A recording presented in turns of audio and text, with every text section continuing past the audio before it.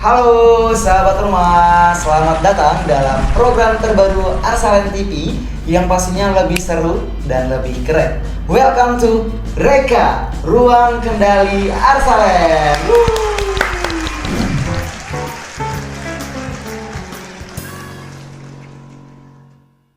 Nah, kali ini khusus buat kalian sahabat rumah, obrolan pertama kita di episode pertama Reka ini akan dibuka dengan kedatangan narasumber yang pastinya kece, kekinian, masih muda, udah gitu multi talenta, dan juga pastinya dia adalah seorang musisi di kota Medan.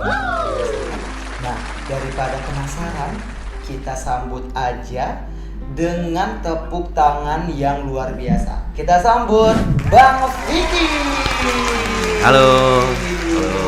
Halo sahabat rumah, ini adalah Bang Vicky, bintang tamu atau narasumber kita hari ini di Reka, Ruang Kendali Arsalen. Jadi buat kalian yang kepo sama konten kita hari ini, jangan lupa di subscribe dulu atau mungkin loncengnya dinyalain biar supaya kalian bisa tahu uploadan konten terbaru kita di setiap minggunya.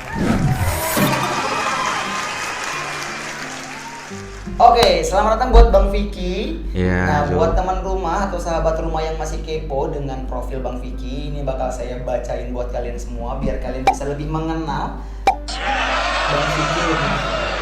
Oke. Sahabat rumah, Bang Vicky ini lahir di kota perdagangan. Benar nggak Bang Vicky? Ya benar, saya lahir di kota perdagangan. Di kota perdagangan ini Bang Vicky merantau ke kota Medan. Itu di tahun 2012 ya. Iya, 2012. Itu 2012 itu Bang Vicky umur berapa itu kira-kira itu? Iya, tamat sekolah gitulah, tamat sekolah. 19 ya, 18 19. Tua kali. Tua. Enggak lah. Kalau segitu. Sekitar 17-18an gitu. 17-18 udah berani ngerantau ke kota Medan, luar biasa ya. Udah gitu di Medan itu beliau juga berkuliah di USU, Universitas Sumatera Utara, yang notabene itu USU adalah kampus yang lumayan ternama di kota Medan, yang ternama pun malah ya, dan beliau juga bisa masuk di kampus tersebut, luar biasa. Yeah. Dan Bang Vicky ini di USU ngambil jurusannya itu adalah etnomusikologi. Sedikit cerita etnomusikologi itu apa sih Bang?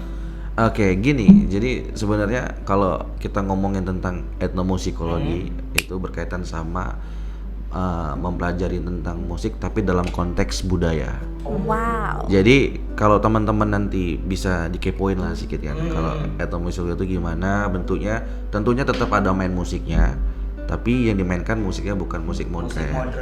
Tapi musiknya musik tradisi gitu.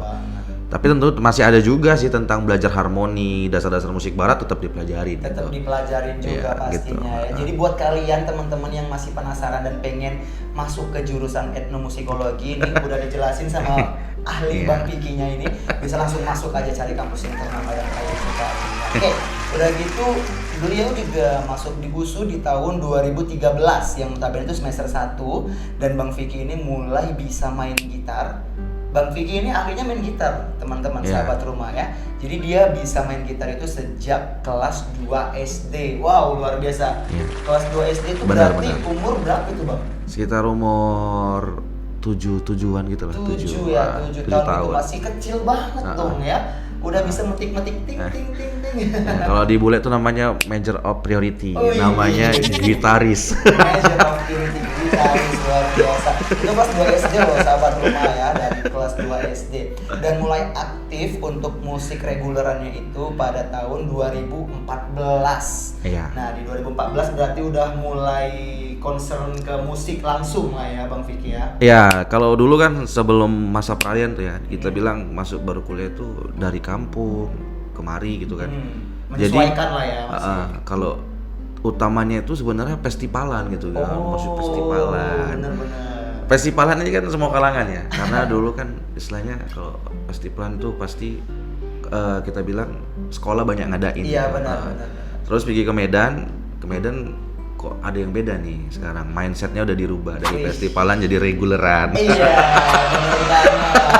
Nah itu pada tahun 2014. Iya, 14. Nah sekarang Bang Vicky ini udah lulus strata satunya, S1-nya di USU, di bener. musik etnomusikologinya. Udah gitu sekarang kegiatannya itu adalah mengajar, bener Bang Piki? Benar, saya ngajar. Saya seorang pengajar, saya guru atau tendik, tenaga pendidik. Tenaga pendidik. Nah itu Bang Piki ini ngajarnya itu di perguruan Pancabudi Kota Medan. Iya. Pancabudi, saya lupa ingat Bang, Pancabudi di mana sih jalannya? Iya, sedikit info tentang perguruan Pancabudi, ya kan? Boleh.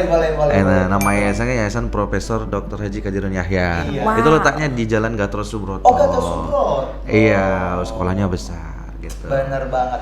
Nah, beliau sebagai guru seni budaya tingkat SMP. Iya, SMP. Bener banget. Kalau kesah sedikit boleh. di seni budaya SMP gimana? Gini, sebenarnya gini ya, saya manggilnya Bang Jo aja ya. Boleh. Nama panggungnya Bang Jo ya. Iya.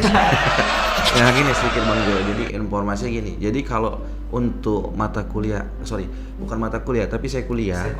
Saya kuliah itu kan bukan spesialis pendidikan, tapi saya nondik.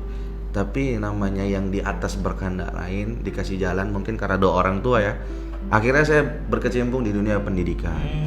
Tentunya di dunia pendidikan ini berbeda dengan yang kuliah saya ambil. Kalau misalnya yang saya ambil dulu kan dia nondik, tentunya nggak ada namanya micro teaching, cara ngajar dan sebagainya gitu. Tapi kalau misalnya saya masuk ini, yaudah saya belajar dari nol. Dan keluh kesahnya tuh alhamdulillah, syukurnya saya ditempatkan di tempat perguruan Pancabudi yang dimana mereka tuh aware gitu. Istilahnya mereka tuh ngajarin gitu. Ayo kita belajar sama-sama. Dan pada akhirnya alhamdulillah saya bisa belajar kayak gitu. Kalau dulu waktu kuliah kan nggak ada. Kalau nondik pasti berbeda lah sama pendidikan. Itu berarti, aja sih intinya. Emosional lebih terjaga ya. Tapi semua itu karena doa ibu. Karena mama saya sebenarnya marah gitu. Istilahnya kalau saya ngebandnya malam-malam kali. Tapi alhamdulillah dia berdoa setiap malam. Akhirnya saya kerja ngajar. Ya nggak apa-apa lah. Lebih produktif ya bangun pagi. Kira-kira seperti itulah Bang Jo. Kalau kesannya ya. Kita kan mungkin kita ada kesulitan gitu misalnya tentunya dalam membuat perangkat pembelajaran dan sebagainya, tapi alhamdulillah saya memang mau belajar gitu kan, saya belajar, saya sharing, saya tanya gitu. Jadi kata pepatah itu kalau kita malu bertanya nanti tersesat kan gitu. Tapi banyak orang Indonesia malu bertanya jalan-jalan ya. Muter-muter akhirnya. Lebih banyak jalan-jalannya. Wah keren banget nih, luar biasa Bang Piki sebagai guru seni budaya tingkat SMP di Pancabudi. Udah gitu ya, Bang Vicky ini berbicara soal entertain ya Bang Vicky ya. Iya, oke. Pasti nggak luput tuh yang namanya dengan musik ya. Kalau entertain kan musik, acting, segala banyak lah entertain ya. Banyak. Udah gitu sebagai musisi yang notabene Bang Vicky tinggal di Kota Medan gitu ya. Apa sih keluh kesah yang Bang Vicky rasain selama jadi musisi di Kota Medan?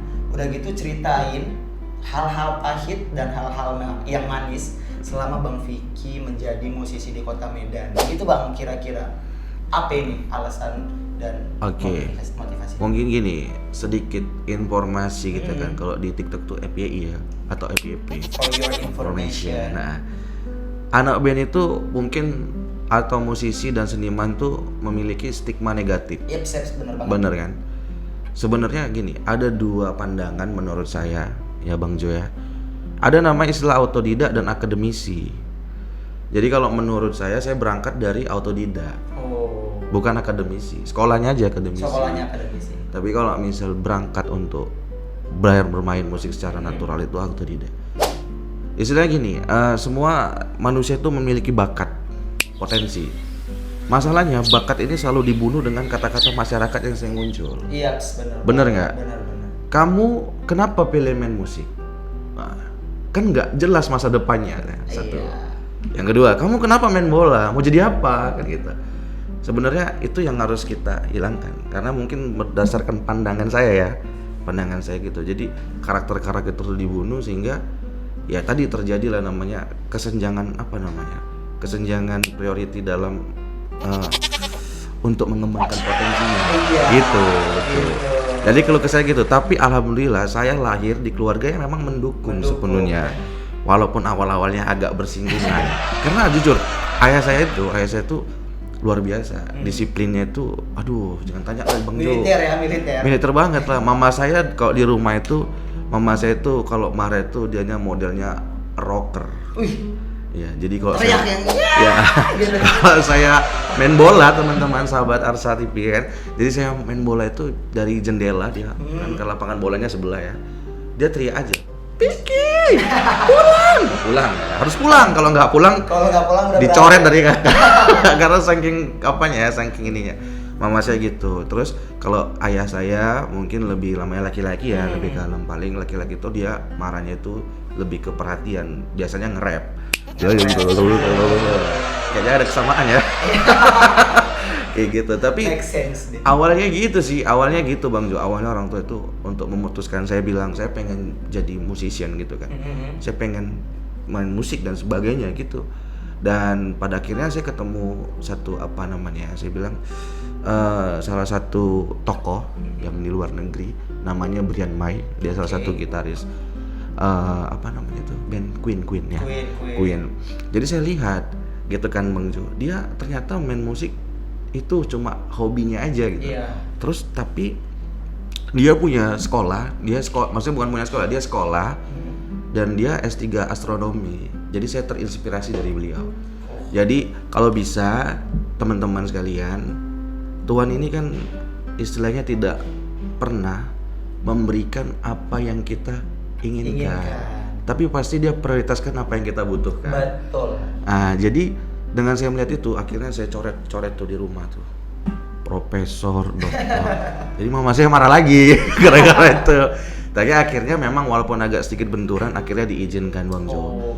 Dan ya itulah, walaupun sekolah dulu sampai gerbang ya. Maksudnya ngerti ya, sampai gerbang. Ya, tapi itu jangan ditiru. Jangan tiru ya. Karena saya nyesel kalau dari dulu betul-betul serius. Alhamdulillah mungkin udah hebat lah ya kan, udah gak kayak sekarang gitu. Sekarang juga sudah hebat, cuman waktunya saja yang beda gitu. Ya, tapi alhamdulillah saya bersyukur untuk saat itu. Bersyukur banget, luar biasa. Jadi gitulah Bang Jo. Jadi setelah saya pikir-pikir kan, ya itulah intinya kalau kita bersyukur.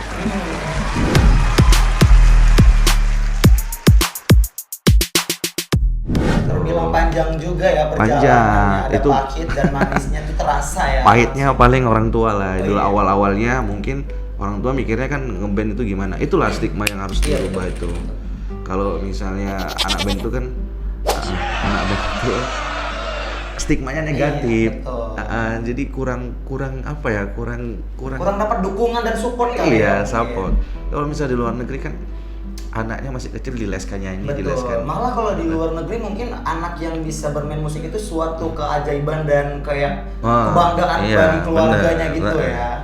Di sini itulah Bang Jo, apalagi kita kalau band musik dan sebagainya, seniman itu wadahnya itu sih sebenarnya. Tapi mungkin ini bukan tugas saya untuk membuat wadah itu. Tapi dari saluran informasi dan Arsalan TV ini mungkin bisa tersiratkan atau tersampaikan kepada pihak-pihak yang memang betul-betul yang dia menaungin dalam bidang-bidang seniman dan sebagainya, itu bisa di bawah naungan Dinas Pariwisata. Benar banget. Kayak gitu ya, mohon dukungannya kira-kira seperti itu. Ya kan? Dukungan dan support serta material dan finansial. Iya, benar banget. Nah, itu paling penting gitu ya. Material dan finansial.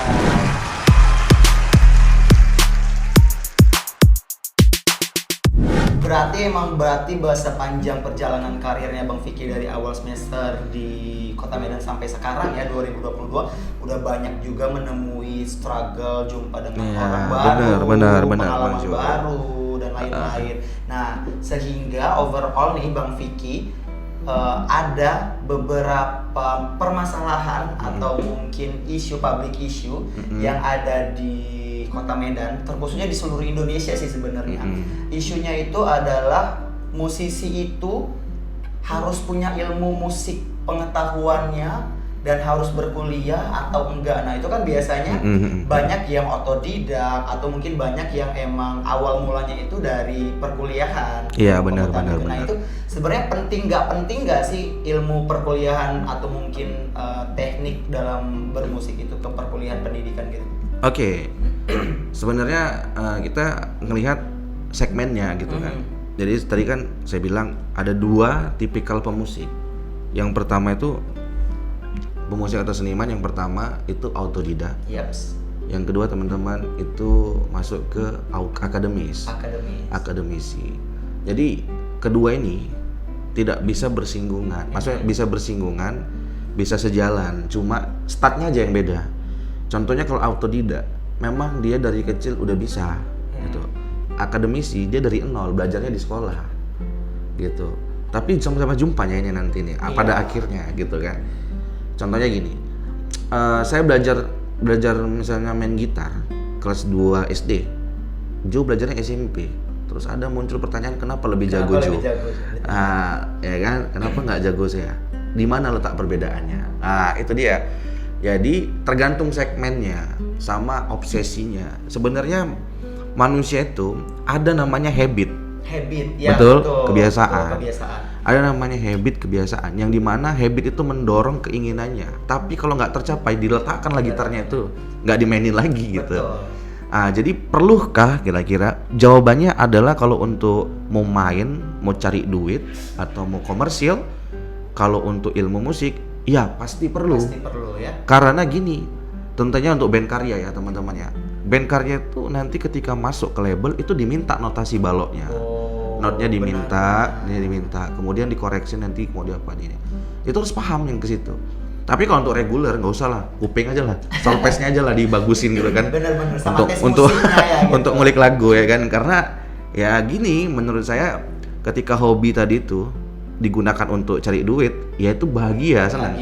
Tapi kalau hobi dijadikan profesional itu pasti jenuh. Ada jenuhnya. Karena kenapa? Terpatok dia.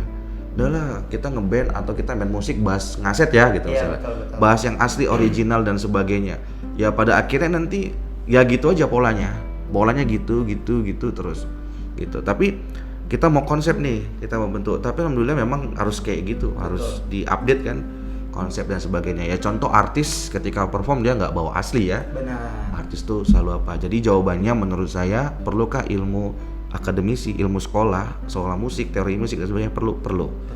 Karena nanti pada jenjang kalau musik ini kan dianya kan lebih teachable ya, maksudnya kita harus pelajarin dulu gitu kan, pelajarin dan sebagainya. Terus kalau udah bisa main, otomatis kita akan ngelirik teorinya gitu, cycle of fifth, kemudian untuk main jazz gimana dan sebagainya, skala notasi dan sebagainya, itu pasti sedikit banyaknya tahu. Bayangin aja lah, nggak usah jauh-jauh lah. Contohnya kalau kita di Medan, nanti teman-teman kalau mau nengok reguleran yang versi ngeband ya kan, banyak versi ya, ngeband di banyak. kafe-kafe. Misalnya satu pemain keyboardnya dia tahu lagunya, yang lainnya nggak tahu, cuma yang tahu itu cuma pemain keyboard.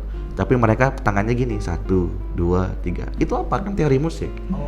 Gitu. Jadi sedikit banyaknya di jawaban saya menurut saya perlu, penting, sangat penting sekali. Kalau nggak ada itu ya tentunya ya susah. Tentunya gini. Ya Bang Jo. Saya juga baru tahu loh ada teori satu itu berarti apa? 1, 2, 1 do, 2 re, 3 itu apa? Do re mi kan. Nah, jadi kalau 1 itu kalau di gitar itu kan misalnya kalau netral ya kan, mayor netral itu kan C D F G gitu kan. Cuma kalau di Medan ini dia mindsetnya beda. 1 itu artinya G, 1 crash dari mayor netral. Misalkan nada kelimanya C D E F G. Nah, berarti dia mainnya dari 1 G. Misalnya main dari 2, berarti dari G mulainya G A B C D, berarti D nada kelimanya. Kayak gitu. Agak rumit. Agak rumit. Tapi hampir semua musisi di Medan tahu namanya pengkodean. Itu poin pentingnya sebenarnya mau disampaikan. Jadi kalau misalnya vokalisnya nyanyi kan 1 gini 1, 2 gitu. Mereka udah tahu tuh ya. Iya, segitu. Misalnya Bang Jo kan vokalis ya. Jadi sedikit membuka latar belakang Bang Jo seorang vokalis sebenarnya kan gitu kan. Ya gitu. Jadi Bang Jo itu kan misalnya kalau mau nyanyi gini kan. Lagunya dari mana Bang? Dari sini. Oke, dari sini. Nanti tinggal koordinasi sama yang lain atau nanti dia tangannya gini-gini. Gitu. Saya baru tahu. Jadi nggak ada kita teriak-teriak G, A, B, C, D, nggak ada. Nah, jawabannya Bang Jo menurut saya perlu. Perlu, sangat perlu sekali, penting. Bahkan itu kalau nggak tahu itu, aduh susah lah kita nanti ngejob ke depannya. Iya, nah betul banget.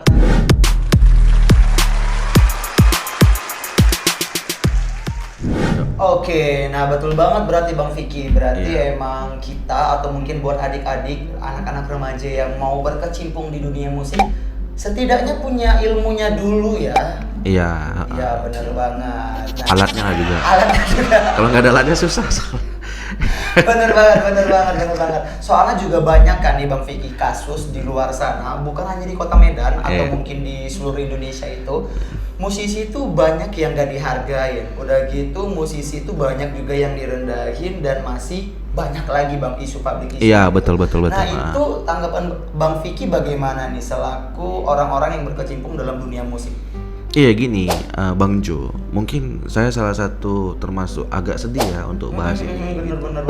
Apalagi kita bahas agak mundur sedikit gak apa-apa ya. Boleh. Tapi kita belajar dari masa yang itu teman-teman. Contohnya gini, ini alhamdulillah kita udah namanya udah new normal kembali. Kalau misalnya kita bahas yang 2 tahun yang lalu, itu masih COVID ya, sangat sedih, menyedihkan sekali. Kemudian bayangin aja teman-teman ya kan Bang Jo, kita tuh sampai ngemat di rumah. Bayangin Indomie gitu kan, saya stok Indomie banyak-banyak gitu karena susah, jujur susah, mau kemana-mana payah gitu kan, harus pakai masker.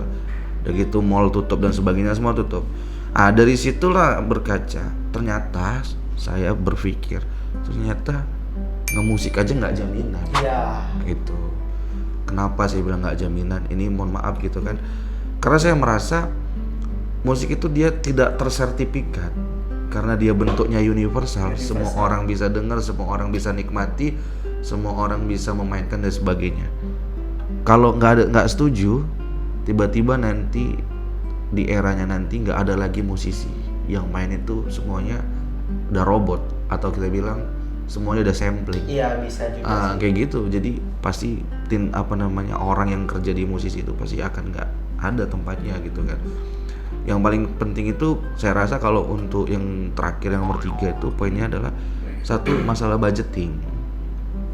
Ya, nomor 2. Budgeting ya, masalah budgeting. Budgeting ini ya outlet itu merasa kalau anak band itu ya udah cuma ngamen aja pandangannya. Sebenarnya yang perlu diluruskan nih pandangan outlet nih untuk kayak gitu. Saya gini, terus ada hubungannya juga sama UMK dan UMR. Kalau di Jakarta disamakan sama di sini, jelas beda lah, beda. Nanti bisa dicek. Bisa dicek, langsung cek. Ini ada nggak subscriber kita yang dia musician? Ada lah ya. Ada pastinya. Terkhusus untuk musisi nih ya, musisi garis bawain. Kalau mau belajar nanti bisa. Yang nggak hubungin aja nomor di sini ya. Bukan, maksudnya bukan musisinya yang mau belajar, maksudnya teman-teman yang lain.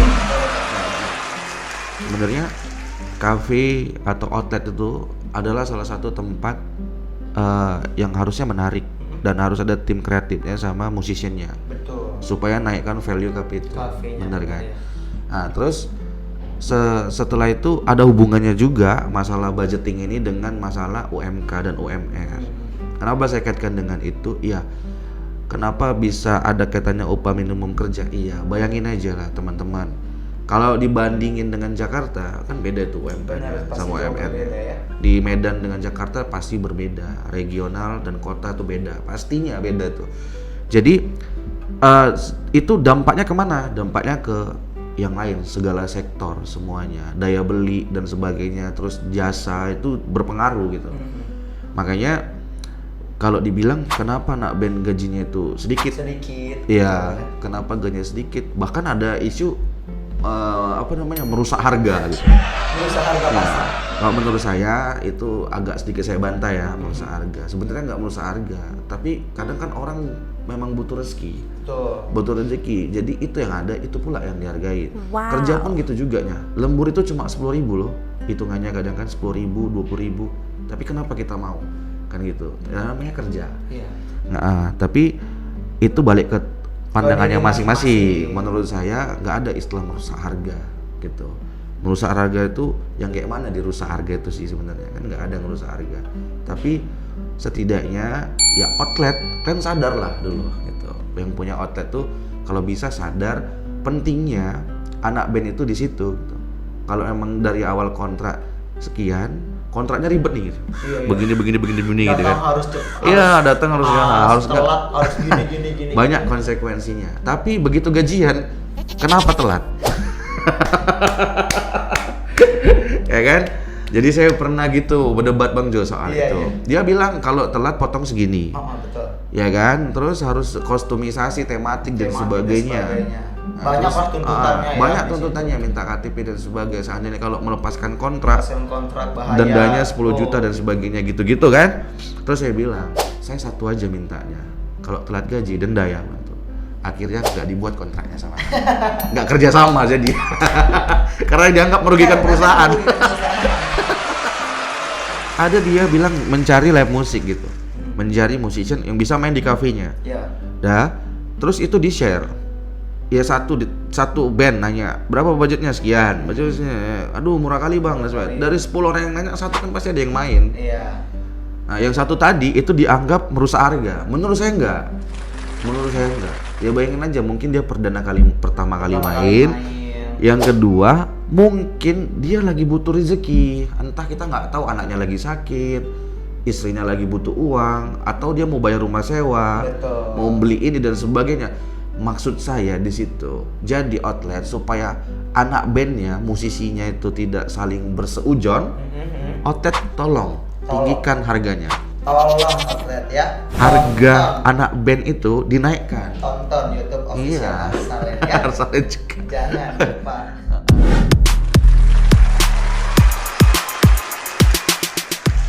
Nah, nggak jauh-jauh dari itu nih Bang. Bang Vicky ini udah punya pacar belum? Alhamdulillah, kalau udah punya pacar ya pasti udahlah. Alhamdulillah udah punya pacar. Maksudnya kalau misalnya belum punya pacar, di tim marketing kita masih banyak yang jomblo. Oh. Gila ya. Siapa tahu bisa kita cocok-cocokin gitu kan. Nanti nomor WA aja. Oke. Karena Bang Vicky udah punya pacar juga nih, pasti Bang Vicky udah pernah diajak atau mungkin udah pernah jumpa, teleponan atau mungkin berbicara tektokan dengan orang tua sang pacar kan. Gitu. Iya. Udah pernah gitu kan. Nah, kebetulan itu juga pertanyaan dari podcast kita kali ini, tapi jangan gugup ya. Gitu kan. Oke. Saya tarik napas dulu. Dah. Udah gitu kan banyak banget calon mertua atau mungkin ibu mertua, bapak mertua. Kalau misalnya kita udah datang ke rumahnya atau mungkin udah kenal dekat atau kenal baru-baru dekat dengan calon mertua pacar kita, suka nanya nih, kamu kerjanya apa? Kamu tinggal di mana? Kayak profil latar belakang kita gitu lah kan Bang. Ya.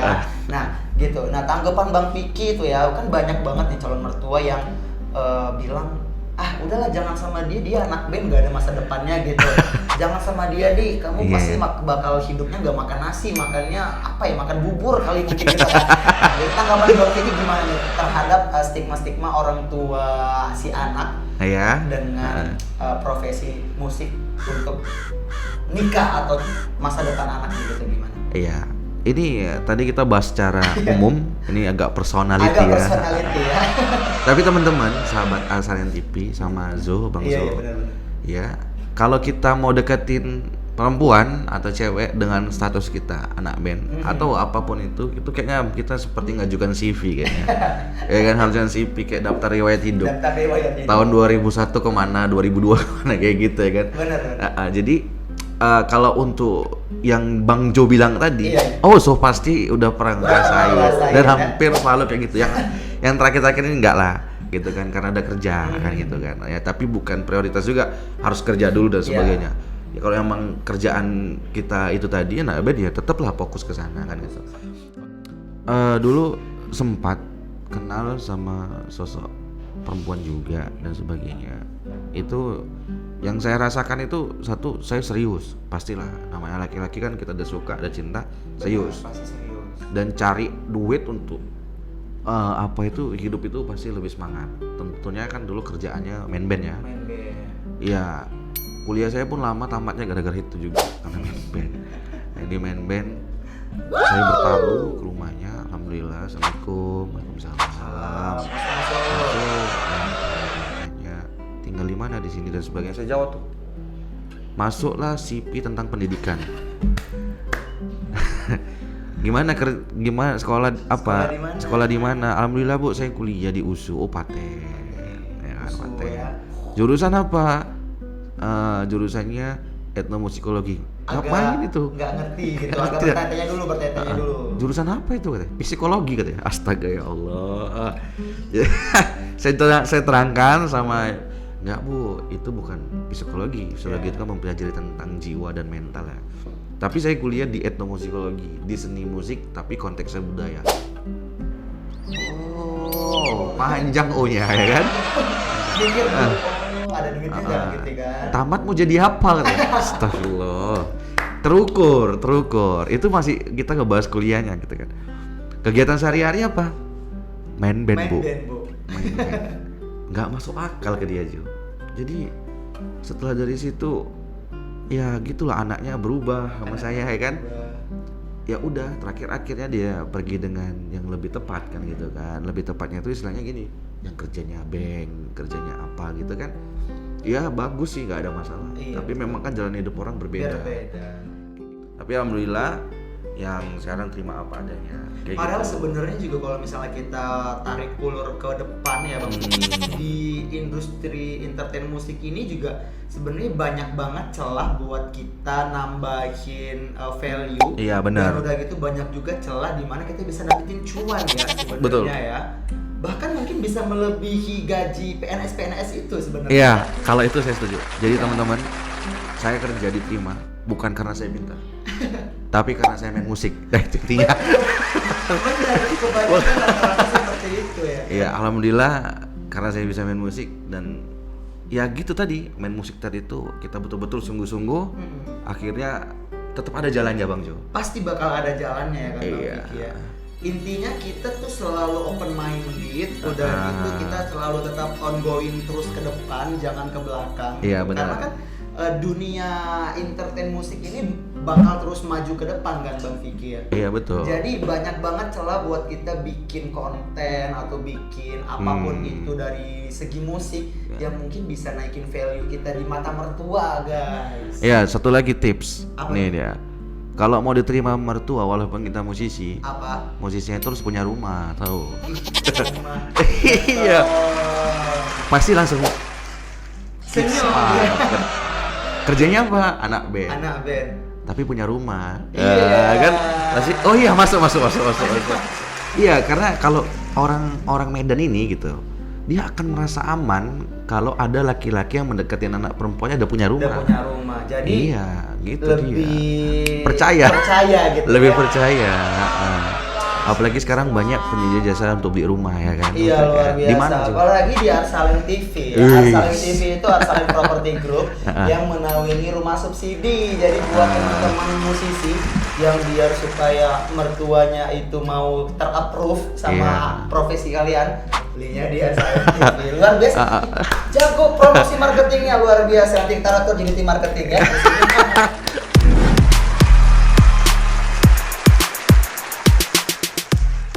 Terus anak band jangan boros lah kawan-kawan ya, musician ditabung karena tentunya kita nggak ada yang menjamin, kita nggak ada BPJS loh guys, kesehatan, ketenaga kerjaan itu harus ditabung. Tiba-tiba sakit kayak mana coba? Ngejob dari hari Senin sampai hari Minggu, iya. sebulan full penuh tuh Iya. ya, nggak ada BPJS, sakit dapat gaji sebulan 3 juta, BPJS-nya 5 juta ya. Itu dia makanya. Bengkak jadinya. Makanya yang paling penting punya dulu rumah supaya sakit kita bisa di rumah. Iya, Istirahat. Betul kan? Betul. Iya. Tapi itu tadi ya saya bukan Dari situ saya dapat pengalaman dan motivasi. iya alhamdulillah, terima kasih ya Bu. Maksudnya saya dengan Makasih, begitu ya kalau nggak ada ibu kayak gitu saya nggak sadar pentingnya harus punya rumah, pentingnya harus punya properti, pentingnya harus naikkan value Benar, diri, benar. pentingnya untuk upgrade Upgrade. gitu. Jadi kalau nggak digitu kan ya nggak tahu lah gitu kan. Tetap stuck di situ ya, aja mungkin ya. kayak Nggak gitu ada sih. perubahan. Tapi alhamdulillah syukurnya gitu. Semoga Ibu sehat selalu. Terima kasih. Bu. Amin. Oke, keren banget, menarik judul yang udah podcast Reka Ruang Kendali Arsaling ini Bang Vicky nih. Kita punya judul sebenarnya ini, tapi sebenarnya dari awal kita belum ngasih tahu Bang Vicky nih. Halo, ini jadi kayak mana nih? Kayak surprise aja gitu. Aduh. Jadi menarik judul podcast kita kali ini, ada apa dengan pekerja seni nih? Iya. Menurut Bang Vicky sebenarnya ada apa nih dengan circle, ada apa dengan pekerja seni ini? Maksud saya di mana banyak banget pekerja seni ya. Iya, Salah ya, satunya itu adalah di Kota Medan mungkin. Iya benar. jadi masih dengan senioritas dan junioritasnya itu, jadi masih kental banget dengan itu. Jadi kayak gue senior, harga gue nggak boleh turun gitu. Gue junior ya udah nggak apa-apa, kasih harga yang murah di bawah gitu. Jadi kayak udah gitu, dengan adanya kayak tadi pertanyaan dengan ibu mertua nggak suka dengan calon menantunya, Iya, benar, kayak benar. gitu. Nah sebenarnya di ruang lingkup seni itu, daripada remaja-remaja takut untuk terjun ke dunia musik gitu kan, ada apa sih sebenarnya Bang Vicky? Ya sebenarnya gini ya Bang Jo, sebenarnya semua tuh udah ada wadahnya. Cuma tinggal lagi kan memang kadang kalau kita ikut ke manajemen atau ke WO dan sebagainya, ya biasanya kita harus ikutin peraturannya lah, kan gitu kan. Kalau manajemen ini pasti tentunya namanya kita kerja, ya pasti ada tuntutan, dan yang paling penting itu ya yang muda, talent muda ini kan selalu dicari update. Sementara yang senior ini mungkin wadahnya pun udah ada sendiri tempatnya. Sebenarnya kalau perbedaan harga itu wajar menurut saya Bang Jo, antara yang senior sama yang masih junior. Misalnya senior dia main gitu kan, dia main budgetnya misalnya kita bilang per orang 500.000 misalnya nih. Yang junior misalnya 200.000. Nah, kenapa bisa seperti itu? Karena ada namanya kualitas, Bang Jo. Ada kualitas. Cuma itu di budgeting, tapi secara secara kenyataan mereka ada pembedaan itu sih sebenarnya, ada pembedaan sebagainya. Jadi kenapa ini mengalami perbedaan? Ya itu wajar menurut saya. Karena kenapa? Yang senior ini dia udah punya value. Sama misalnya gini, kita cerita nggak usah musisi. Rumah makan Padang A dan rumah makan Padang B. Kenapa lebih ramai yang A daripada yang B? Karena yang A udah lama buka. Bisa jadi, ya kan? Betul. Yang B baru. Gimana caranya yang B bisa sama? Itu yang seharusnya dibuat sama anak band. Antara senior sama junior itu biar sama budgetnya, naikkanlah kualitasnya. Kayak gitu. Iya benar. Jadi di sini nggak ada cerita ngerusak harga. Yaps. Bener kan? Make sense, benar. Jadi kita harus kerjasama gitu antara sesama anak band. Satu lagi nggak boleh sikut-sikutan juga ya. Jadi ketika udah kerjasama tapi sikut-sikutan itu lah yang gak enak ya Bang Vicky. Terus satu lagi, anak band ini selalu nggak tuntas sama masalah ganti menggantikan gitu. Kadang masalah ganti menggantikan ini kita bantu gitu, kasih pengganti. Nggak bagus, dihina, kadang mau diejek gitu. Jangan. Kalau di Malaysia itu anak band nggak ada gitu kan Bang Jo. Di Malaysia, luar negeri nggak ada. Kalau dia nggak tahu, ayo semangat. Didorong ya, disemangati, disupport. Iya.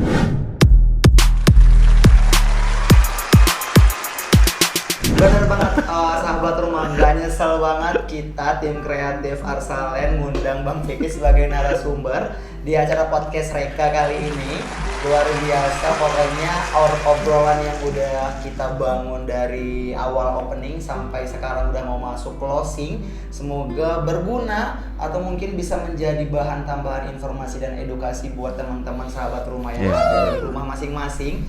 Udah gitu juga buat motivasi sebagai para musisi-musisi yang baru mau merintis untuk mencapai satu tujuan kalian dalam bermusik di Kota Medan. Semangat buat teman-teman perintis musik yang baru bergabung. Udah gitu buat teman-teman juga para musisi yang udah lama berkecimpung di dunia musik, tetap pertahankan value-nya dan tetap pertahankan kualitas pastinya ya. Tentunya jaga kesehatan lah. Jaga kesehatan.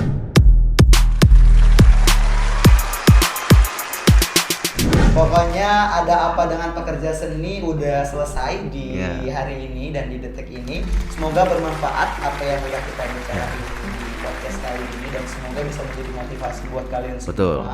Dan kalau misalnya ada salah-salah kata atau ada kata-kata yang menyinggung sahabat rumah, kita mohon maaf banget.